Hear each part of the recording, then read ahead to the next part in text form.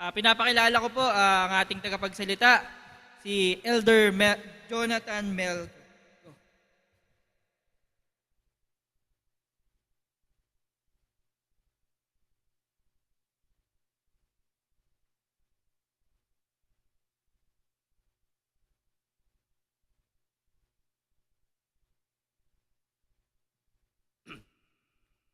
Ayan. Okay, good morning po sa bawat isa. Salamat sa Panginoon sa privilege na makapagdala, no? Gamitin niya na makapaghatid ng salita ng Panginoon. At isa pong mapagpalang umaga sa inyo, sa mga naririto sa ating pananambahan, at sa mga mga nasa Zoom, no, na naka-join sa mga oras na ito. Tayo po ay nasa last quarter na ng pagtatapos ng taon, and I'm sure na sa kabila ng mga iba't ibang pagsubok na pinagdadaanan ng marami sa atin, ay mayroon pa rin po tayong pag-asa, no, na nilulook forward sa pamamagitan ng patuloy na pananalangin at pagtitiwala sa ating Panginoon. Kagaya nung kamakailan, kami katatapos lang namin sa kambahayan na makarecover sa mga kakaramdaman, ganyan. At siguro marami pa, no? May mga iba-ibang kaganapan na nangyari din sa amin. Ganyan. Pero salamat sa Panginoon dahil alam ko naman ng Panginoon na kumikilos. Basta ikatiwala lang natin sa Panginoon yung mga nangyayari sa atin at minsan makikita natin parang bakit parang hindi nangyayari, bakit hindi yung gusto natin, bakit walang solusyon, ganyan. Pero tiwala lang tayo sa Panginoon dahil alam naman natin ang Panginoon hawak naman niya ang lahat ng bagay. At alam natin na timing ng Panginoon yan. Hindi naman sa timing natin. Okay, so tayo po muna ay sumandaling lumapit sa Panginoon. Pagpasalamat natin ang umaga na to, pagkatiwala natin sa Kanya. Salamat po Panginoon sa oras na ito. Magsasalo-salo, magbubulay-bulay kami ng inyong salita. At salamat Panginoon dahil sa kabila ng mga pagsubok sa dumarating sa bawat sa amin ay hindi nagiging hadlang din, Hindi rin po nagiging hadlang upang dumako sa iyong bahay-sambahan at pasalamat sa iyo, sama-samang magpuri, sama-samang magpasalamat at fellowship, Panginoon, sa aming mga kapatid. Lord, salamat sa iyong sa privilege na ito and we pray, Panginoon, ng iyong guidance. Pangunahan mo kami, ikaw, Panginoon, ang siyang magsalita dito, Lord. Salamat, Panginoon, sa pangalan po ng Panginoong Hesus. Amen. Okay, so base po sa talata na binasa sa atin, ni kapatid na Joshua, at through our topic for this morning, agree with one another. Okay, agree with one another. Nung nakita ko yung poster, minsan may nakaganon, may nakaganyan. So may agree, may disagree, di ba? Pero talagang gano'n, meron, pag may mga ganyan, kasama yon sa ating mga pinag-aagrihan. Bago kasi tayo nag-a-agree sa isa't isa, talagang may mga bagay na kailangan pag-uusapan ka talaga. So let's see the background muna, So the first Corinthians, the first epistle to the Corinthians. Okay? The First Corinthians is the 7th book of the New Testament. The Apostle Paul wrote this letter to the Corinthian church in the spring of 53, 54, and or 55 AD, no? While he was in Ephesus. So, bakit po ba naisulat ito ni Apostol Pablo? So, behind the reason was Paul received an oral report and a letter from the Corinthian church na nagkakaroon ng pagsubok in terms of divisions sa mga members sa loob ng church. Actually, if you will try to read yung buong 1 Corinthians na yon, so you will see the issues are not just the divisions, no? Hindi lang yung divisions na makikita doon. Then even immorality, idolatry, and theological confusion na makikita sa mga sumusunod na chapters. Pero mga bagong matapos yung buong chapter na yon. So ano po ang mapapansin natin doon sa mga naging problema? So we see na during the time of Paul ay nangyayari na rin pala yung mga ganyan about division. Sa panahon natin ngayon ay marami na rin tayong naririnig na balita sa iba't ibang mga churches. Kaya sa pambungad pa lang ng kanyang letter, ni Apostle Pablo, matapos siyang pagpakilala sa verse 1, how did Apostle Paul address the Christian believers? Okay? Paano niya ba in-address? Kasi syempre alam niya, ang gulo-gulo ngayon ng sitwasyon sa Corinto na kanyang susulatan. Diba? Syempre, alam nga namang pagdating niya rin, ano na naman kayo, anong gulo-gulo na naman yan, anong ganyan. Diba? Hindi naman ganun eh. Talagang magandang panimula. Una, pagpapakilala siya ng pangalan niya. And then, greetings, yung sumunod, greetings. It is like panawagan din sa mga believers. Okay? Yung paano niya ginreet yung mga mananampalataya doon ay parang panawagan din sa mga believers. At pwede rin natin i-accept na tayo rin ang tinatawagan dito ni Apostol Pablo. Okay, tignan natin, At sabi dito sa verses 2 to 10, okay, so sa mga, ito sinasabi ni Apostol Pablo sa mga taga-Korinto, Pero kung sa mga babanggitin ko, kung kasama po kayo doon, pakitaas po yung kamay ninyo. Yan. Taas ng kamay. Yan. Okay? So sabi niyo, nasa verses 2 to 10, sabi, to the church of God in Corinth. So dito, church of God, this is sabi, ini-emphasize na this is not a building itself, It's not a building, but particularly to the people of God. Diba? To the church of God in Corinth. Yan. Then, sabi niya, to those sanctified in Christ Jesus. So sa mga na-purified sa mga tao na purified ng Panginoong Yesus. Okay? Kayo po, tayo po ba yun? Taas ang kamay, kung talagang ganyan. Okay, so sa mga to those sanctified in Christ Jesus and called to be holy. Yan. Meron pa. Called to be holy. Together will all those everywhere who call on the name of the Lord Jesus Christ. Yan. May ganun pa. Okay yun. Sige.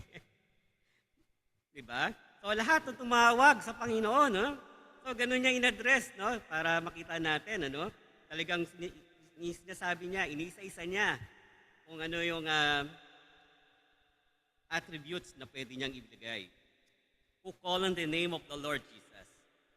Sabi pa doon, to those who received grace from our Lord Jesus. Na tumanggap ng biyaya ng Panginoon. To those who gave testimony about Christ. Yan, di ba? Kanina may mga testimony tayo, di ba? Sabi niya, to those who wait for the Lord Jesus to be revealed. Yan. At parang ayan, nakikita natin sino talaga nasa ano. Parang nandito lang yata sa may bandang harap eh. No? May mga ilan-ilan sa likod. Okay? And to those who were called by God. Yan. Tawag ng Panginoon.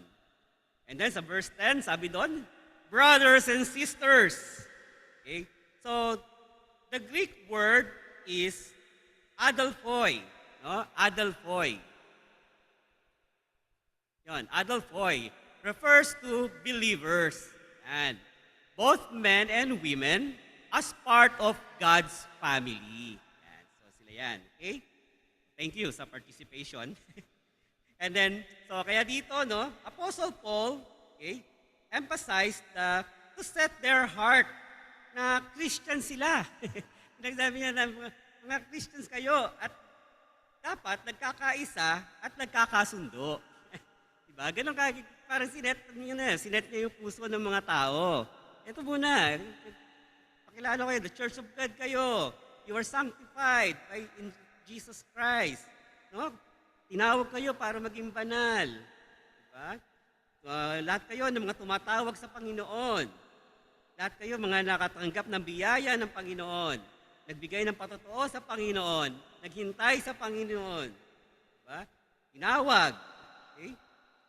So, yan, ganyan kayo. Parang sinasabi niya kay Apostol Pablo. Pag sinasabi ni Apostol Pablo sa mga Korinto, ganyan kayo lahat. Kaya huwag kayo mag-away-away. Is nagkakasundo kayo. So, kaya po dito, pinapamanhik ni Apostol Pablo sa mga Corinthian believers in the name of the Lord Jesus Christ to agree with one another. Okay? Agree, meaning, number one, to have the same opinion, to decide something together, and to accept a suggestion or idea. Yan. So why is it important for us to agree with one another?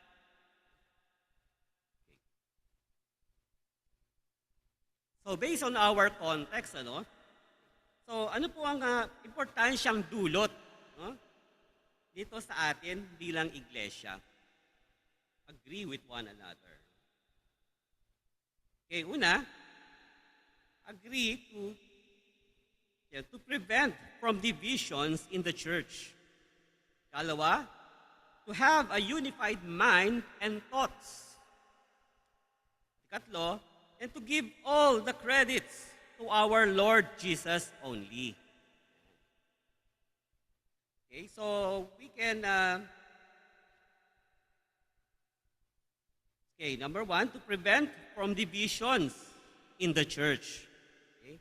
So sumulat si Apostol Pablo mula sa Ephesus, doon niya sinulat ito, to the church in Corinth. Na nagstay kasi po siya sa Corinth for over a year and a half there. So ano ginawa niya doon? So leading people to Christ and helping to establish the church. So for 1.5 years, ganun ang kanyang ginagawa. Pero this time, he's writing to them to correct some wrong attitudes and behaviors among them na kanyang narinig.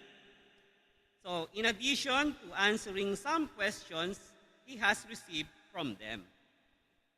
So paano po nagsimula yung balita? Sabi po sa verse 11, o paano nakarating sa kanya yung balita.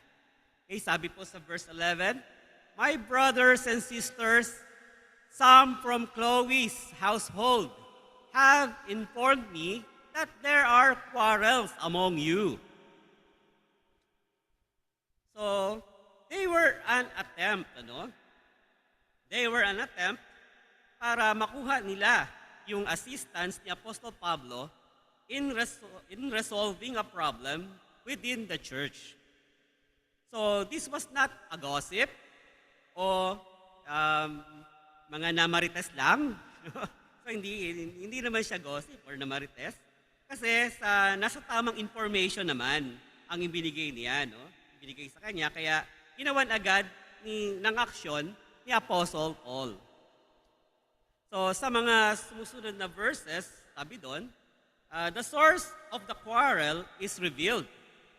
So ang nakakalungkot po, the Corinthian believers were divided over whom they should follow for spiritual leadership.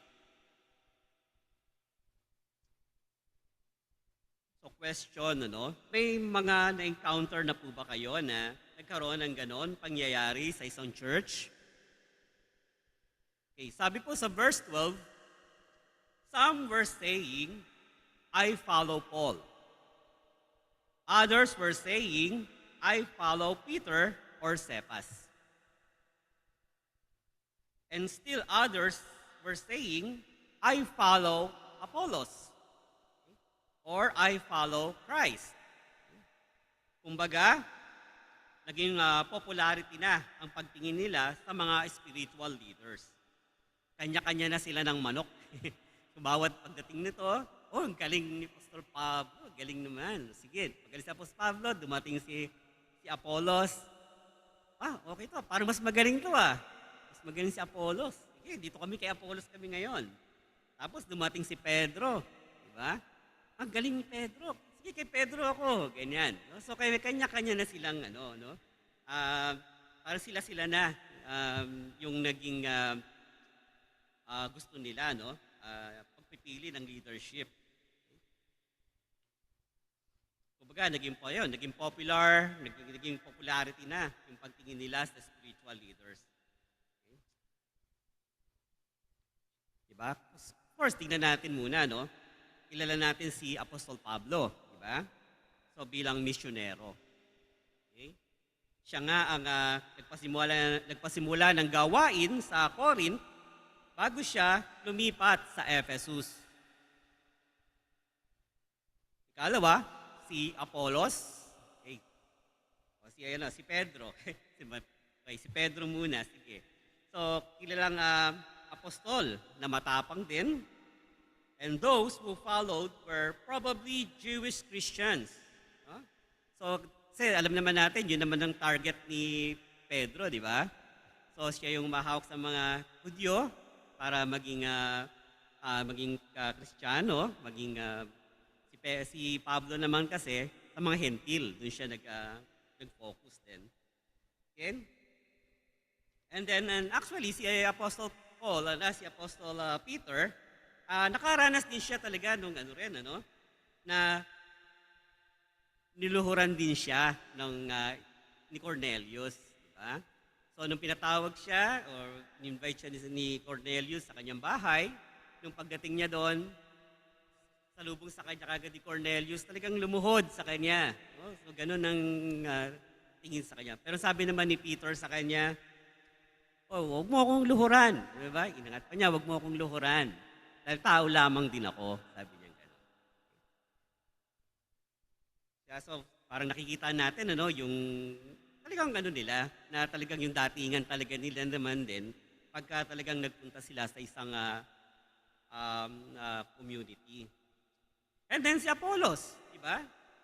Even Apollos, na tinasabi dito, sabi sa Gawa 18:24, so dumating sa Efeso, ang isang Hudyong nagngangalang Apollos, siya ay taga Alejandria. Anong sabi sa kanya? Anong description sa kanya dito? Mahusay magtalumpati at maraming alam sa banal na kasulatan. Yan. Okay? So, yun.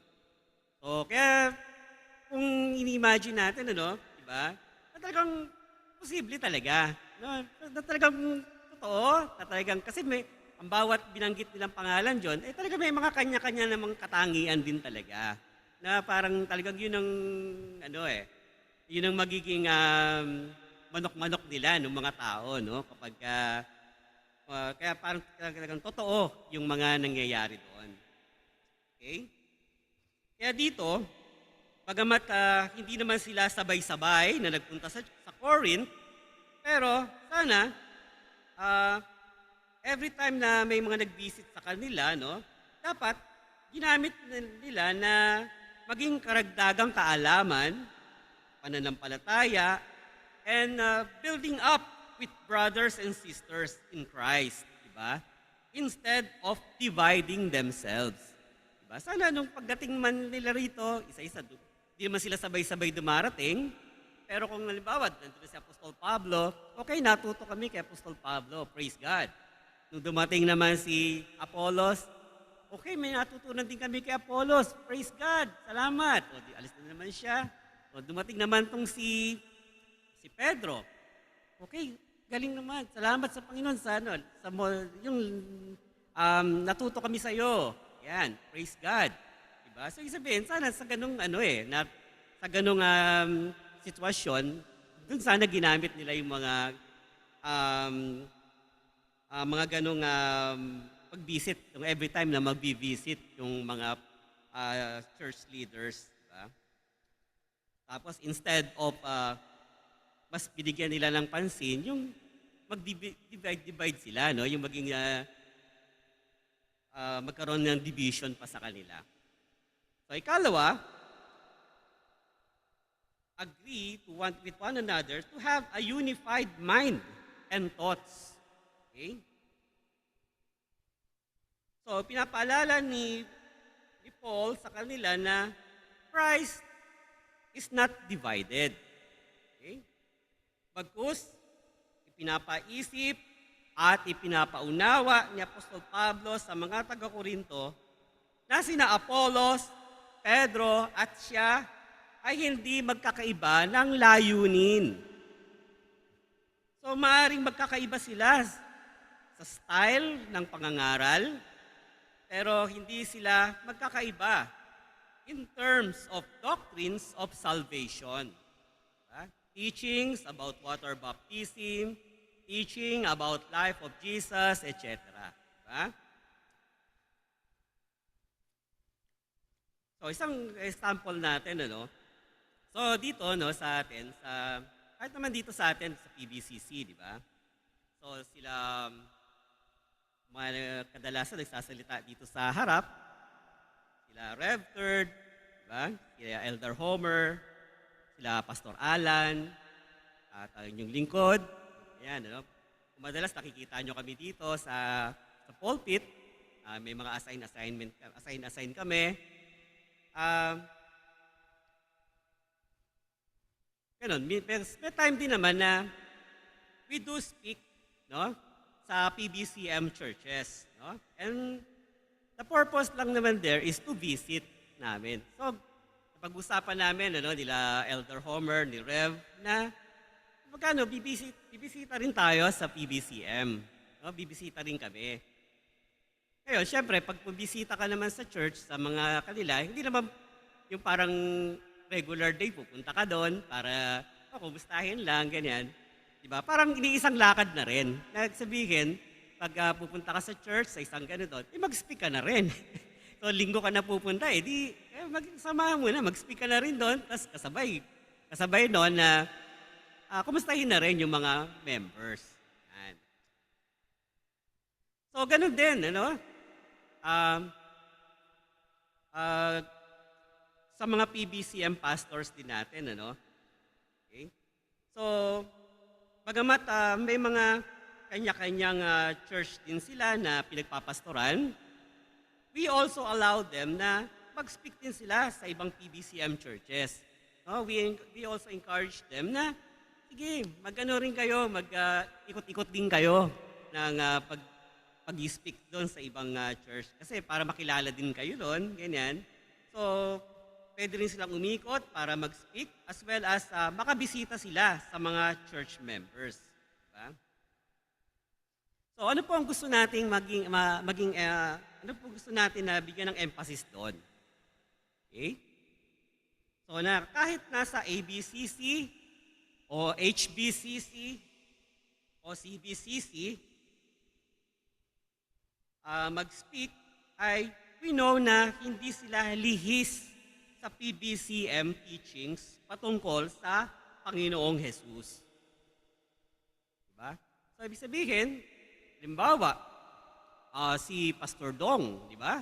Alam natin, nasa Arenda siya. Tapos, bigla siyang in-invite ni Pastor Efren sa Coloong. Di ba? So, pagpunta niya doon, walang agam-agam or wala tayong sasabihin na, teka, ano ba itong si Pastor Dong, ano ba dadalhin nitong ano ba, baka masira tayo sa dala-dala niya. No? Hindi naman ganon. Talagang alam natin na Pastor Dong nando doon, okay. PBCM ang dala niya. For example, si Elder Homer naman, pupunta ng Arenda. So, wala tayong kakaba-kaba, wala tayong mag-aalinlangan na ano bang mensahe dadalhin ni Elder Homer doon, di ba? Siyempre, alam natin, talagang ang dala niya ay magandang balita, mabuting balita ang dala niya. Di ba? Okay, so, ganon. Ako minsan napupunta rin ng Cavite. Ganyan, kila Atilita. Okay? So, I don't think kung may kakaibang nararamdaman sila pag nandun ako. ano kaya sasabihin ni Elder Mel dito sa amin? Parang nakakatakot naman. Pero hindi, di ba?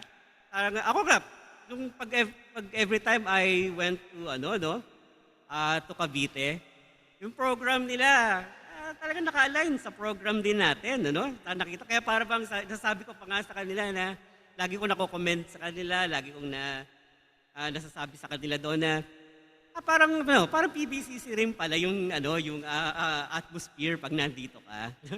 To the program, sa kantahan. Of course, minsan may kantahan na na doon lang medyo may konting lang doon. Pero yung order ng program ay nandoon. Parang kang nasa PBCC din. Yan, sila Pastor Alan, nakarating pa yan ng pandi. So, nagpapandi yan. So, ano ibig sabihin natin doon? Di ba si Rev Jim, di ba? Minsan sa Santa Cruz, minsan nandito siya, nag-speak. Si Brother Kaloy, nagpupunta dito. Di ba? Ano ibig sabihin nun? Di ba? At tayo,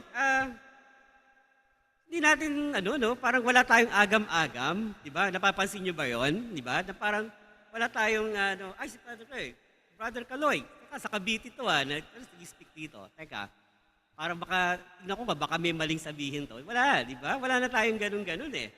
Di ba? Parang ramdam mo na, talagang yung, sabi nga nung iba, yung parang, halimbawa, may dalawang nag-uusap na arkitekto, okay, dalawang nag-uusap na accountant, di ba?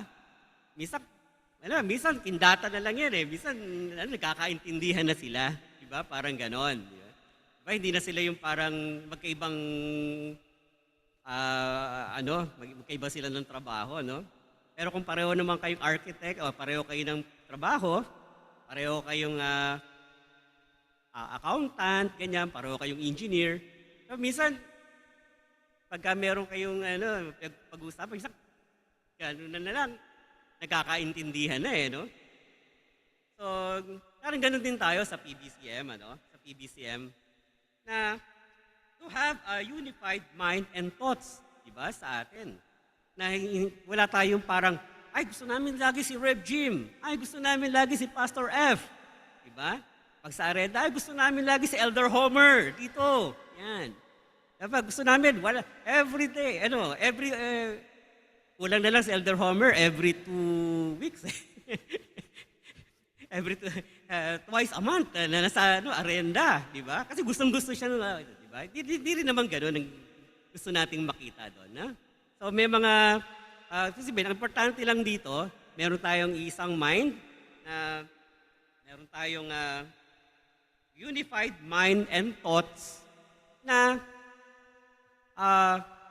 how we appreciate o how we yung makita natin sa ating mga pastors and leaders dito sa ating church. Okay, sa PBCM. Okay? So, maliban dyan, maliban sa mga nabanggit ko, ang mga pastors natin, ng PBCM pastors, so maliban dyan, natutuwa tayo, no? Dahil may ilan tayong members din na naimbitahan ng PBCM churches, no? Para mag-speak, no? Sa kanilang church, kagaya nila Brother Juni, yan. Diba? So sa mga hindi nakakaalam, may time, every Sunday, nandito sila talaga, no? Pag wala yung lakad, nandito talaga yan. Pero pag nawala yan, kasama ang kanyang family, nawala sila ng isang Sunday, ibig sabihin, na-invite siya, no? Sa Cavite or na-invite siya sa Arenda. So, nandun silang family. No? So, si Brother Juni na nagpapagamit sa Panginoon in terms of pulpit ministry sa PBCM. So, nagpapasalamat tayo sa Panginoon sa pagkilos niya sa ganung bagay. At alam natin, syempre, PBCM din yan. PBCC yan, di ba?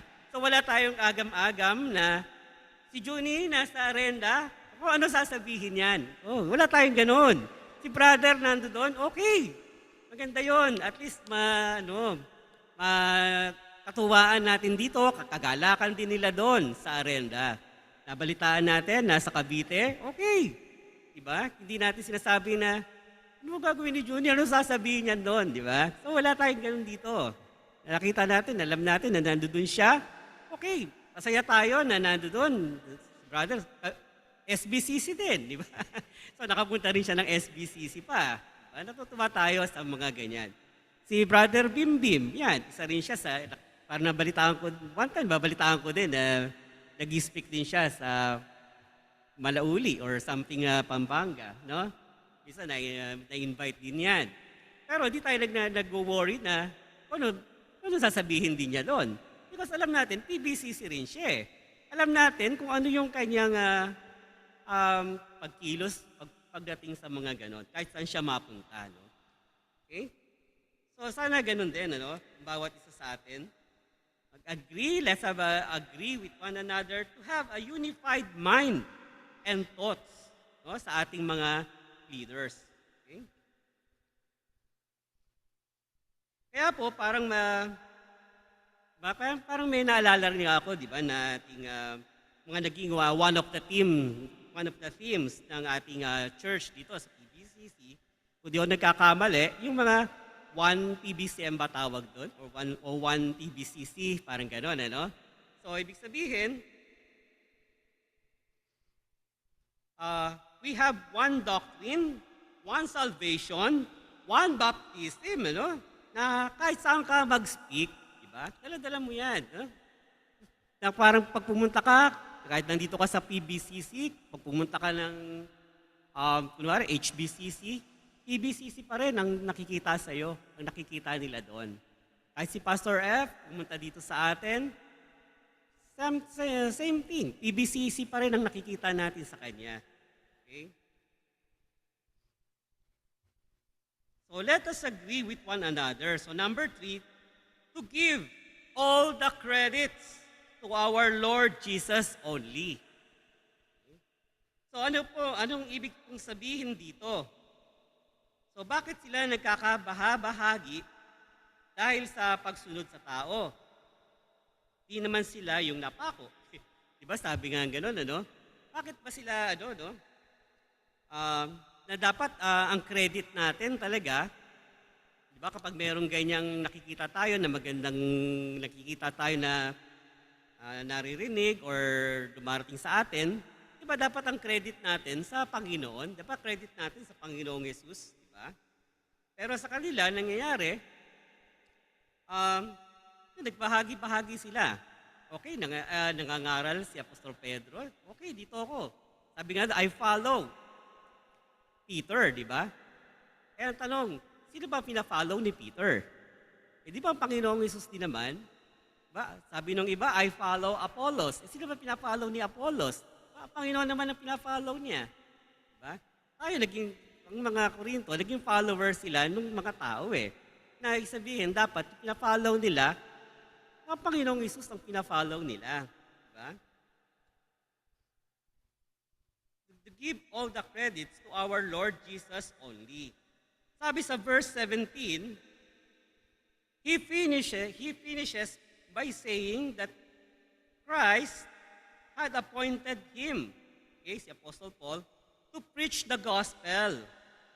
Sabi nga, but not with wisdom and eloquence, lest the cross of Christ be emptied of its power. Okay? So ano pong ibig sabihin? So meaning, kapag pinairal natin yung sarili nating karunungan, yung sarili nating kagalingan, so ano pong sabi ni Apostol Pablo? The cross of Christ be emptied of its power. So, ibig sabihin, hindi makakakilos ang Panginoon sa iyo. Okay? Kasi sarili mong kakayahan ang nakikita mo at hindi ang kapangyarihan ng Panginoong Yesus. Diba? So, mahirap gawin yun, di ba? Yung parang nakarely ka na. I'm sure, siguro, hindi natin ni-exempt, ano? Yung mga nagiging speaker natin. Siyempre, minsan may mga ganyan talagang sitwasyon din, ano? Yung parang, hindi, kaya ko na to. Yan, kaya ko yan. Kayang-kaya ko yan. Diba? Pero, minsan nakakalimutan nila na, hindi, kaya ng Panginoon to. Kaya ng Panginoon ang magsalita dito sa harapan. Ang magbigay ng message. So, kung tayo, lalo na sa mga nag-speak dito, sa mga ginagamit ng Panginoon sa pangangaral, i-acknowledge muna natin ang Panginoon, ano? Panginoong Jesus to give us wisdom, to give us, to help us, no? Bago sa ating pagsalang sa pagbibigay ng mensahe ng Panginoon. Diba? Hayaan natin ang Panginoon ang siyang magbigay ng wisdom sa iyo. Diba? So huwag yung sarili nating kakayahan, sa sarili nating experience, sasabihin naman natin, meron naman akong ready message na dito eh. Diba? So nagbibigay pa ng ayun, yung parang overconfidence sa'yo. Okay? Ayaw ng Panginoon ng overconfidence. Kung hindi, gusto ng Panginoon sa atin, siyempre, yung self-control na talaga manangan tayo sa ating Panginoon Jesus. That's why Apostle Paul reminded them na ang Panginoon talaga ang dapat na itinataas at hindi ang mga tao. Of course, pag may mga bumibisita naman sa atin na pastor, syempre di naman pwedeng di natin inaasikaso, no? At pinasasalamatan sila sa hatid nilang mensahe galing sa Panginoon. Okay? So, bilang application na rin, mga kapatid sa Panginoon, sa ating napagbulay-bulayan sa buhay at karanasan ng iglesia sa Corinto, marami silang mga problema and tanong na still present in the church today. Marami din tayong mga nababalitaan from among the different churches today na still struggling with divisions and pressures. So, despite all the rebukes and corrections, 1 Corinthians brings our focus back to where it should be. To focus on Christ. To focus on Christ. Okay? So, pagkatiwala natin sa Kanya, sa Panginoong Yesus, ang lahat ng bagay, maliit man o malaki, at ang lahat ay maayos. Walang hindi kayang gawin ang Panginoon. No? So let us start to agree with one another. Okay? So that to prevent from divisions in the church, to have a unified mind and thoughts, and to give all the credits to our Lord Jesus only. Agree po ba tayo? Agree. Okay, so salamat po at ang Diyos po ang magpala sa bawat isa sa atin.